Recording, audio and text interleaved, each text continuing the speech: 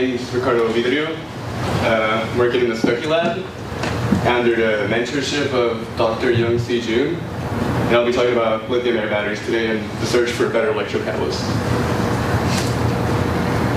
So if you were to take every battery on Earth and combine them all together, that super battery can only power the world's energy needs for about 10 minutes.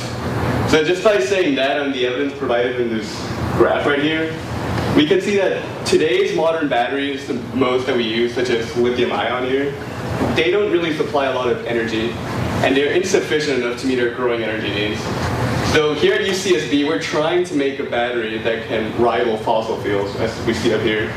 So the green bars here, they represent theoretical energy density. That's pretty much energy density that we could have. And the blue bars represent a practical energy density. It's energy density that we already have. So our job here is to make lithium-air rival gasoline by turning it into a practical energy density. So let's get into the mechanics of how the miracle battery works. So before I get into this, let me just explain a couple of components here. So over here we see a solvent electrolyte / tech DME. All that really is the way through which these electrons are all flowing, and the tech DME just stands for tetraethylene glycol dimethyl ether. And we can see that this whole reaction, this whole battery works because of that reaction that's top there. The thing that's driving these electrons forward and backwards is just a simple redox reaction that most of us learn in any Gen Chem class.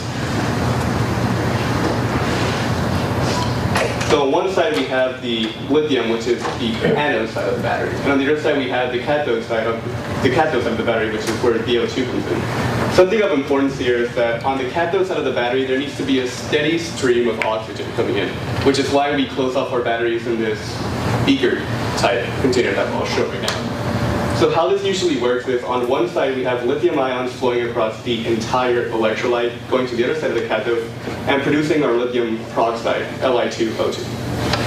So the purpose of that electrolyte salt right there is to better help dissociate the lithium ions. We want to break the lithium ion guys apart so that they'll get to the other side and make our lithium peroxide. As long as we're making lithium peroxide round the clock, we'll know that this battery is running at full efficiency. So let's get into the problems that we're having right now. So the problems that we're having is, as shown here, these 5 guys right here aren't meeting up as much as we'd like them to. So this battery would work at full efficiency if we have 2 lithium ions, 2 electrons, and a radical O2 ion all meeting up at the anode, as I just showed. The problem is that this is rarely occurring.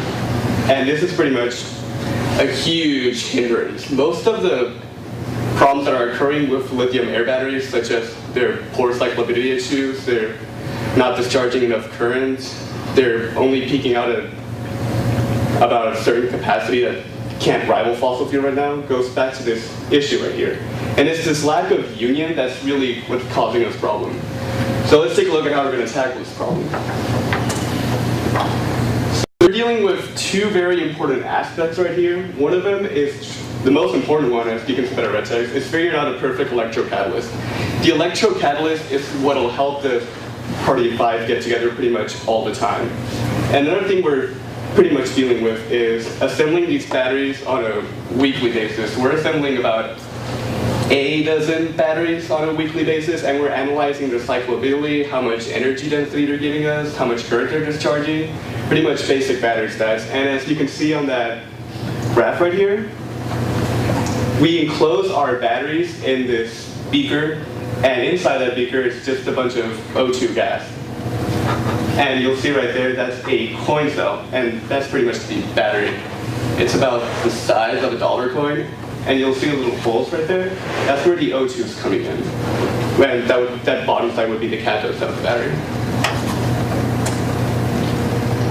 So before I delve into this, let me just explain that what makes a good electrocatalyst is if it's mesoporous, it has a high surface area dispersion. That means it's going to get all over the electrolyte and help those guys, help everything skirt across the electrolyte. And it has good ionic conductivity. It has to promote this flow of ions and electrons across the entire battery. We found that graphitic carbon nitride and titanium nitride make particularly good catalysts. Now these pictures right here, these centimeter pictures, we have spheres and rods. So we found that these spheres and rods are particularly good catalysts, and they pretty much help promote ionic conductivity through the entire battery. And this is made through a process known as molecular cooperative assembly. It sounds complicated, but it's pretty much just a controlled synthesis of this nanostructure organization.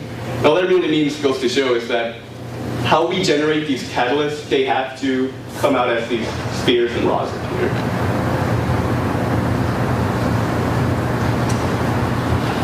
So before I explain this graph, let me explain that little square right there.